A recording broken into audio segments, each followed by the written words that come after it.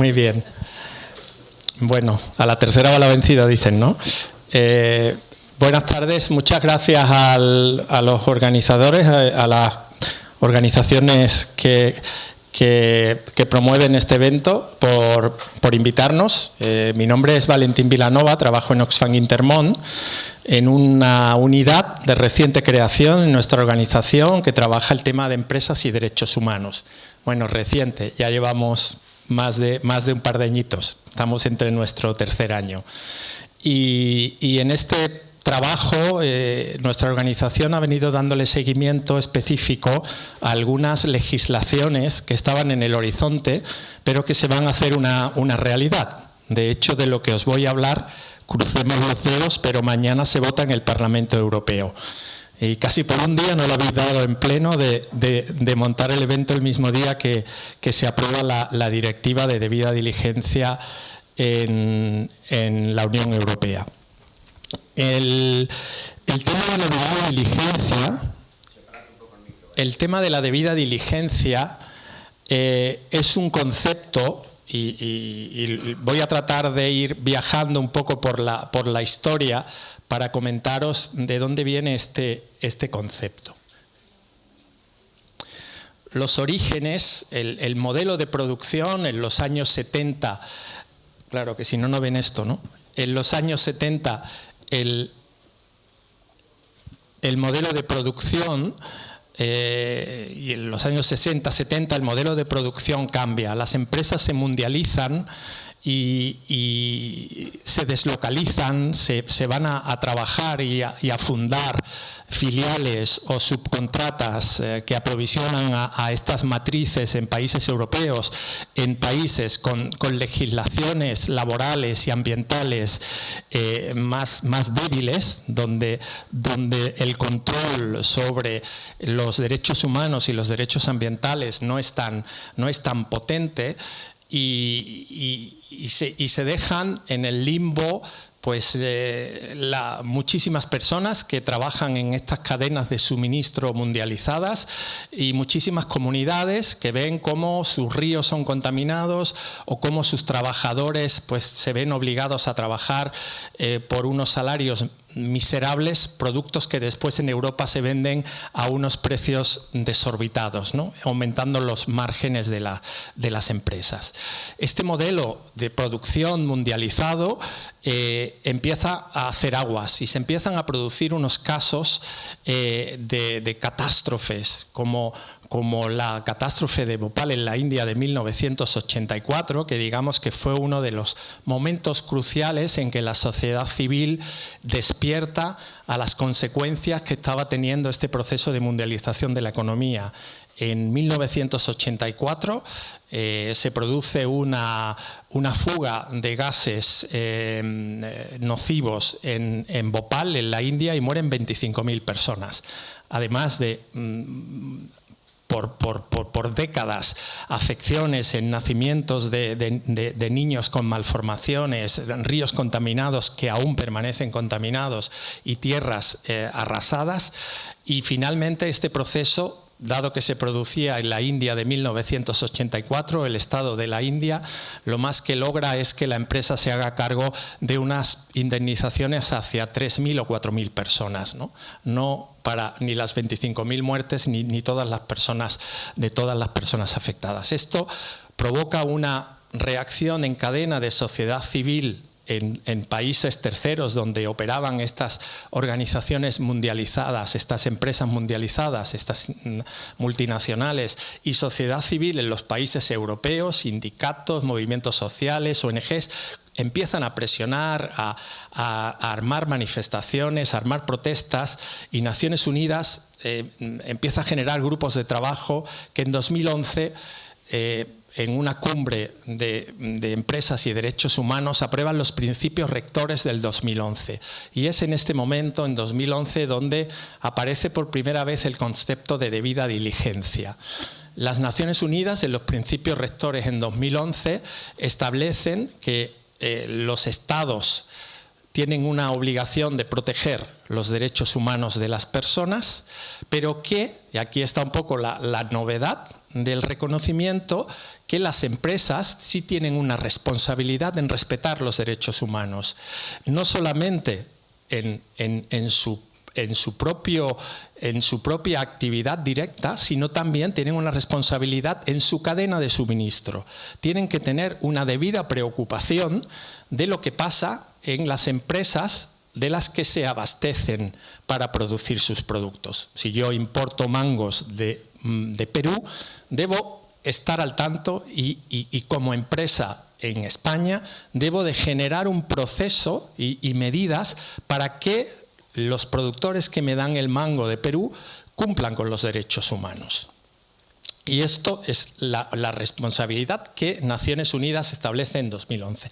E igualmente, tanto Estados como empresas tienen la obligación de, si se producen impactos negativos, pues un vertido o se demuestra que no están pagando el salario mínimo en Ecuador o que han despedido injustamente a personas y se demuestra, tienen que generar una indemnización, es decir, remediar los daños que causen. Esto lo establece Naciones Unidas en 2011. El problema, como siempre, nunca las ONGs y los movimientos sociales nunca lo tenemos fáciles, que la norma se establece voluntariamente. No hay una obligación legal en 2011. Esto genera, y es donde empiezan las políticas de responsabilidad social corporativa, y a partir del 2011 es cuando explosiona la responsabilidad social corporativa, ¿no? En el entendido que la responsabilidad social es algo voluntario. De nuevo, si no lo hacen, las empresas no son penalizadas por eso. Entonces todavía el proceso de debida diligencia obligatoria es el que mañana será una realidad, esperemos, en la Unión Europea, pero que en 2011 empieza con carácter voluntario. Después de eso, la OCDE genera en años más tarde y le da más cuerpo a esto de la debida diligencia, porque Naciones Unidas lo establece ahí, pero no dice cómo se hace correctamente ni qué ciclo debe seguir. La OCDE sí establece esa secuencia y marca en un documento que es la guía, las líneas directrices de debida diligencia en derechos humanos, y establece cómo se debe hacer la correcta aplicación de la debida diligencia, y que sigue vigente, y la propia directiva que se va a aprobar mañana incluye esta lógica. Y la lógica es que tú tienes que empezar por identificar la empresa que seas, pues si eres una empresa de frutos rojos en Huelva, cuáles son tus riesgos de vulneración de derechos humanos. Es decir, pues si yo, en lugar de contratar a mujeres marroquíes analfabetas que no escriben su idioma y mucho menos van a hablar español, tendré más riesgos que si contrato a programadores de software, hombres, ¿no? Evidentemente depende del sector que estás analizando, depende de cada empresa, tiene que identificar sus riesgos. Si soy una empresa que extrae mercurio en el Congo, pues evidentemente ahí hay trabajo infantil, ahí puedo contaminar los ríos, hay una serie de riesgos que la empresa, en los procesos que marca la OCDE, tiene que identificar. Una vez identificado, debe priorizarlos por cuáles son los de más riesgo. Normalmente, si hay riesgos de abusos sexuales de mujeres, suele ser un riesgo de máxima prioridad. Si finalmente, no sé, pongo un ejemplo un poco tonto, pero si se detectan que hay algunas horas extras que no se están pagando, no se puede poner al mismo nivel que, digo, un tema como una posibilidad clara de que se estén produciendo abusos masivos en un determinado sector. Entonces, la empresa debe de priorizar esos primeros riesgos que se identifican y establecer planes para reducir los riesgos, mitigarlos, que no sigan creciendo, y además, si encuentras algún caso en que ya claramente has perjudicado a algunas personas, tienes que remediarlo. Pues si claramente la empresa en este proceso detecta que se ha contaminado algún arroyo, pues necesita colaborar con ese ayuntamiento para ver cómo remediar y cómo colaborar para reparar ese daño causado. Todo esto se tiene que monitorear, ese plan priorizado de medidas se monitorea, se da un seguimiento y se debe publicar. Es un proceso, de nuevo, la debida diligencia, según la OCDE establece, y nadie lo ha negado posteriormente, todas las leyes de debida diligencia lo han mantenido, es un proceso público. Finalmente, tú tienes que establecer y publicar este documento y este análisis que haces de cuáles son tus riesgos, por qué eliges estos y no otros, y qué planes tienes y cómo te ha ido en la ejecución de esto. Y vuelves a empezar, porque siempre tienes que estar analizando riesgos. Arreglas los más prioritarios y vuelves con los siguientes, y siempre es un proceso continuo. Y señalar la última parte, bueno, que aquí no se ve muy bien, que es la consulta con partes interesadas. Esto, ¿qué es esto de las partes interesadas? La debida diligencia no es algo, al hacerlo correctamente, tú lo puedes hacer mal, pero no es algo que te venga un consultor de Madrid y te haga tu proceso de debida diligencia. Tú lo necesitas hacer, y la OCDE ya lo dice al final de los años 2010, el hecho de que lo tienes que hacer con consultas con los titulares de derechos y las partes interesadas. Necesitas establecer una consulta con una gama o con una representación de los trabajadores que tienes. Si tienes un 70% de mujeres marroquíes, pues tienes que consultar a un grupo de trabajadores en el que el 70% sean mujeres marroquíes. Si tienes hombres de África subsahariana, también tienes que consultar a todos tus grupos, a los sindicatos. Si estás tratando temas ambientales, pues tendrás que traer a expertos ambientales en esa zona para informar cuáles son realmente los riesgos. Porque finalmente, si haces un ejercicio que no sea real, finalmente vas a incurrir en problemas que hoy en día todavía no, porque la ley no se ha aprobado, pero cuando se aprueben las leyes esto va a acarrear multas a las empresas. Este proceso, que como digo se establece voluntario y ha estado voluntario desde 2011, cuando se aprueban los principios rectores, tiene de nuevo otro momento clave, que es la caída. Supongo que todos habéis oído hablar de lo que pasó en el Rana Plaza, que fue un edificio donde miles de mujeres cosían para marcas europeas de ropa, algunas de ellas deportivas y muy conocidas, americanas y europeas, y se desplomó este edificio. Cuando ya había habido señales de alerta con algunas grietas, las empresas mantuvieron a esas mujeres en ese riesgo extremo, en ese riesgo potencial de que se iba a producir este accidente, y murieron más de 1000 mujeres y otras decenas de miles heridas. Esto provoca de nuevo la ira de la comunidad social mundial en Bangladesh y en todo el mundo, y hay una presión para decir, mira, esto no puede seguir siendo voluntario y que el mercado premie a que lo haga mejor. No, esto necesitamos leyes obligatorias. Y a partir de ahí, la debida diligencia, empiezan a aparecer leyes obligatorias en distintas partes del mundo. Poco comparables, porque algunas miraban algún sector específico sobre el trabajo infantil en la cadena de suministro de las empresas. Otras solo miraban algún sector, pues era la empresa de minería, pero no había una ley global que trabajara la debida diligencia en todas las empresas de un país, hasta que recientemente, el año pasado, entra en vigor, se aprueba en 2022 y entra en vigor en 2023, la ley alemana de debida diligencia. Esta ley alemana sí es una ley que aplica a todas las empresas alemanas de más de 1000 trabajadores, ¿no? y que puede ser, es un hito en el modelo de leyes de debida diligencia. Y a continuación entro en lo que será la Directiva Europea de Debida Diligencia, de nuevo cruzando dedos porque mañana se apruebe la directiva. Esta directiva, curiosamente, se va a aprobar mañana, que se cumplen 11 años de que se cayera el edificio del Rana Plaza. Esto no significa que haya leyes y que vayan a ser obligatorias, y que ya había una ley alemana en vigor, que no se sigan produciendo casos, como publican medios locales en Huelva. Ahí señalo una de las recientes denuncias de la Mar de Onuba, pero también el caso de las redes de explotación que se han detectado en Murcia y en Sevilla recientemente. Es decir, en la agricultura europea y española siguen ocurriendo vulneraciones de derechos. Y estas leyes van a tener que remangarse muy bien para acabar con estas vulneraciones. Y entro a comentaros algunos detalles de lo que será la Directiva Europea de debida diligencia. Esta presentación que voy a hacer ahora, yo tenía trabajada otra, sin embargo me llegó ayer una webinar que hizo el Observatorio de Responsabilidad Social sobre la directiva, que ahí aparece el link y ya Pericos lo pasará en lo que se publique, pero que os la aconsejo.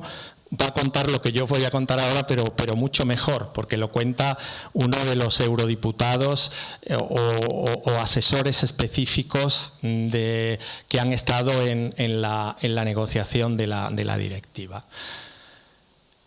¿A quién aplicará la directiva de debida diligencia en el futuro próximo?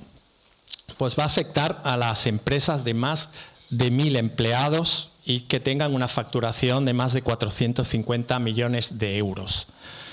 Esto, en borradores anteriores de la directiva, la aplicación iba a ser a más empresas, es decir, aplicaba en los primeros borradores a empresas de más de 250 trabajadores, pero ha habido una presión del lobby empresarial importante y se ha subido el límite actual, que es de 1.000 empresas. Ha habido otras cosas que han mejorado, os iré diciendo. Y eso se estima que en España afectará más o menos pues entre 500 y 600, 700 empresas, que son grandes empresas. Y la urgencia con la que esta directiva se aplicará, pues tampoco es una urgencia extrema. Se aprobará mañana, pero empezará a ser obligatoria, aunque las empresas ya se están preparando, ya nos consta que algunas se están preparando, pero esto empezará a ser ya obligatorio a las empresas. Empezará por las empresas de más de 5.000, después de un año a las de 4.000, y esto empezará ya la obligatoriedad en 2007. E igualmente afectará a empresas no europeas que operen en España, ¿no? ¿Y a qué actividades? Esto es interesante, porque la ley, la directiva europea es mucho más exigente en ese sentido que la ley alemana. La ley alemana es muy exigente con los proveedores directos de un supermercado, por ejemplo. Entonces, su primera línea de proveedores directos están muy concernidos por la ley alemana, pero a partir de ahí los proveedores de los proveedores ya no tanto. Entonces, sin embargo, la directiva europea sí establece que hasta el último eslabón de la cadena de suministro de un supermercado está concernido por la ley de debida diligencia de un supermercado o de cualquier otro tipo de empresas, porque esto es para todas las empresas. Entonces, todo, ¿no? El transporte, el almacenamiento, el suministro, si tiene componentes, la que le da las cajas de madera, cualquier empresa que esté suministrando a una empresa concernida en la ley de debida diligencia hacia abajo, en su cadena de suministro, todas esas actividades estarán cubiertas. Es decir, todas esas empresas que proveen a la empresa afectada necesitarán acreditar la debida preocupación en que los derechos humanos son respetados en su empresa.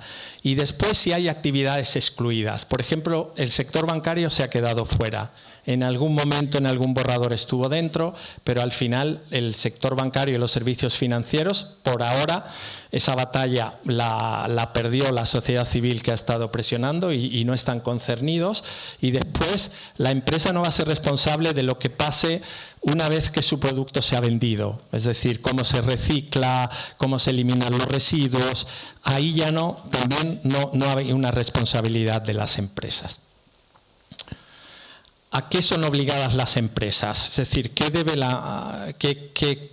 que va a mostrar que la empresa lo está haciendo correctamente o no. Vuelvo al ciclo que os contaba antes de la OCDE, porque esto prácticamente que lo calca, ¿no?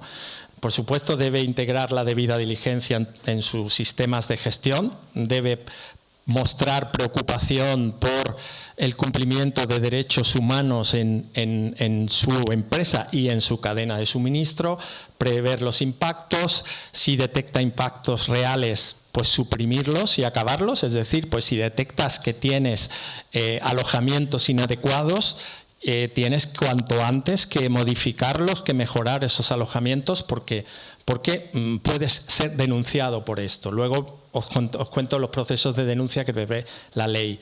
Debe de reparar los impactos, como digo, si se demuestran los impactos hay que repararlos y remediarlos en cuanto antes, indemnizar lo que hayas causado, establecer mecanismos de reclamación, de quejas, monitorear ese proceso y comunicar los resultados. De nuevo, la publicidad que os decía antes. Estos deben ser procesos públicos para que la sociedad civil pueda verificar si esta empresa está diciendo la verdad o no y puedas fundamentar después casos de denuncia si así lo estimas convenientes.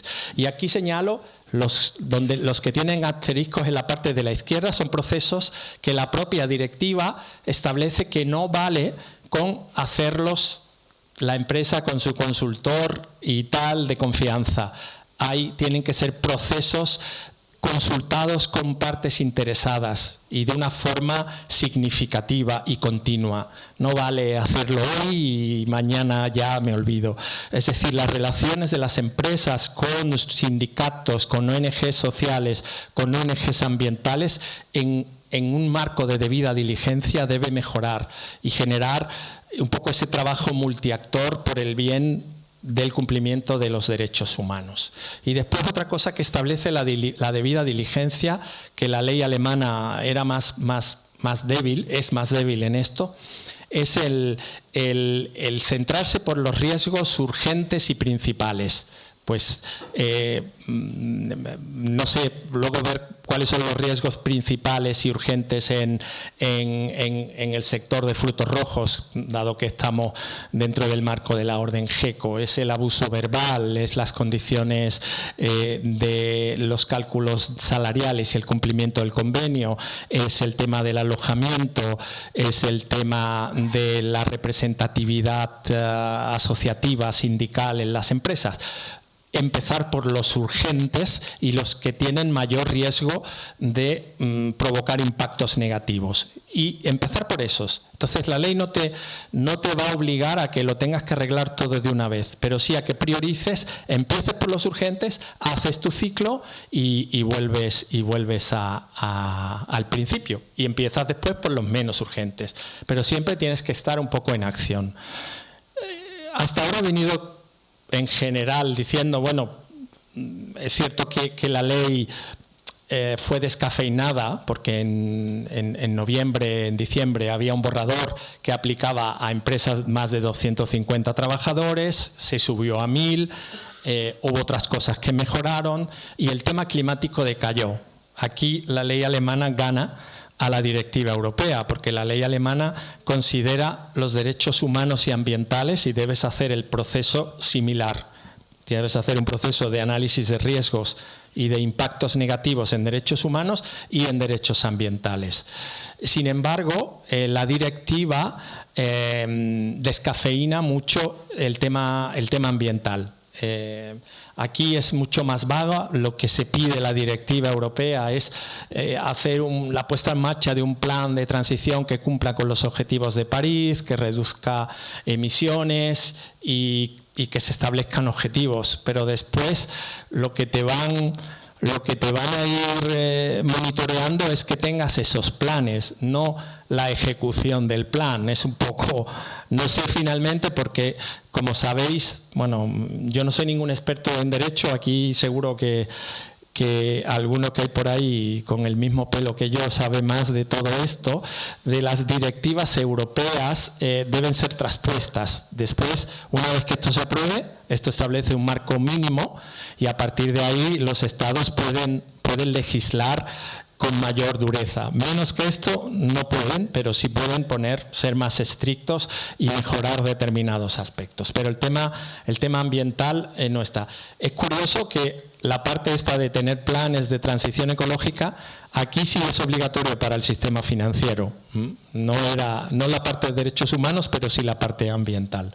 Y después establece, las autoridades lo que van a supervisar es lo del plan. No me detengo más en la parte climática y paso ya un par de diapos para terminar acerca de siempre, digamos, en los que ya llevamos algún año trabajando en derechos en distintas partes del mundo, porque llevo realmente poco tiempo trabajando en España y he trabajado muchos años en América Latina y recientemente en África, en mejora de procesos legales y de derechos. En ocasiones siempre pedimos que las leyes incorporen sistemas de supervisión y penalización, ¿no? Entonces esto en esta ley es un éxito, podríamos decir, porque se va a establecer una autoridad. Habrá una autoridad específica que va a vigilar el cumplimiento de la ley de debida diligencia. Y en esta ley, pues, cuando las empresas publiquen estos informes, pues podrán establecer sistemas de inspección para ver si se han hecho bien, si no se han hecho bien, podrá ordenar determinadas sanciones a las empresas y existirá un mecanismo de reclamación donde Mujeres 24, Oxfam Intermón, un sindicato o una trabajadora puede interponer un recurso acerca de cosas que estén pasando en una determinada empresa. Es decir, va a haber un mecanismo de reclamación. Y existen sanciones de pues el 5% del volumen de negocios, que eso en algunas empresas es un pico. Habrá una transparencia en las empresas que sean sancionadas, será también público, y evidentemente esto no quita que la vía civil sigue abierta.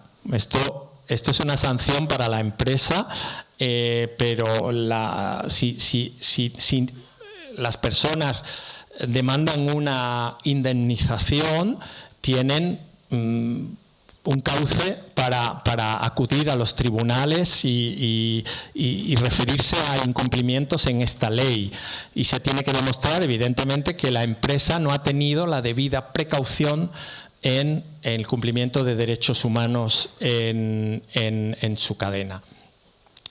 Y igualmente la prescripción, creo que actualmente es de 1 año, la directiva ayudará, los casos estarán vivos durante 5 años. Esto también, bueno, entiendo que para el caso de mujeres que vienen 3 o 4 meses, después se van, pues va a haber tiempo para poder denunciar, y las víctimas también tendrán la posibilidad de que ONGs o sindicatos las puedan representar en estas alegaciones, ¿no? Pues los costes deben ser razonables y finalmente es de una aplicación imperativa. Esto quiere decir que si el caso se pone en la India o en Ecuador, lo que impera es la ley de debida diligencia del país en concreto. No vale decir, no, es que esto según la ley de Marruecos o de Ecuador no es delito. Bueno, pero aquí sí. Entonces el hecho de que la empresa no se comporte como es debido, aunque sea en Marruecos, pero si es contraria a la ley, esta ley prevalece. Y termino un poco como qué cosas deberían. Bueno, yo no soy empresario agrícola, pero si lo fuera, yo una vez dentro de un marco de leyes de debida diligencia que ya existen, el principal cliente del sector de frutos rojos en Huelva, como es Alemania, ya existe una ley de debida diligencia y vendrá en el resto de países europeos cuando se transponga la directiva. Pues cuanto antes se genere un clima de confianza, de diálogo, de igual a igual, con partes interesadas, con trabajadores, con ONGs, que no se vean las organizaciones no gubernamentales, ambientales o sociales como enemigos, sino como socios que pueden hacer más sólida la competitividad de las empresas y ser más bueno, por supuesto que cumplan los derechos y que puedan ser más sostenibles ambiental y socialmente de cara al futuro. Cuanto antes se empiecen estos procesos de diálogo, mejor. Necesitarán tener estos ejercicios de identificación de riesgos, documentar todos estos pasos, porque el proceso va a haber inspecciones y esto necesita toda una documentación y estar como bien preparados. Y creo que poco a poco las organizaciones empresariales deberán tener responsables de derechos humanos y derechos ambientales con autoridad y con mando en las empresas, no solo con el objetivo de cumplir la auditoría, y que el objetivo es de cumplir la auditoría, no, el objetivo tiene que ser respetar los derechos humanos y ambientales en la empresa, y estas figuras deben ganar peso en los organigramas de las entidades y familiarizarse. Evidentemente, todas estas empresas que van a estar concernidas por la ley van a establecer códigos de conducta, van a establecer como unos parámetros en los que van a establecer condiciones para sus proveedores, y deberán familiarizarse con todo estos documentos y guías que van a ir produciendo los empresarios. A partir de ahora, bueno, como he dicho, me parece que 6 o 7 veces ya, mañana se vota la directiva. En 2 años, una vez aprobada la directiva por el Parlamento, tiene que existir una transposición de la ley en España. Entonces, pues estamos aquí a mayo de 2026, tocando madera, cruzando dedos, rezándole a los dioses en que creamos, tendremos esta ley. Pues muchísimas gracias.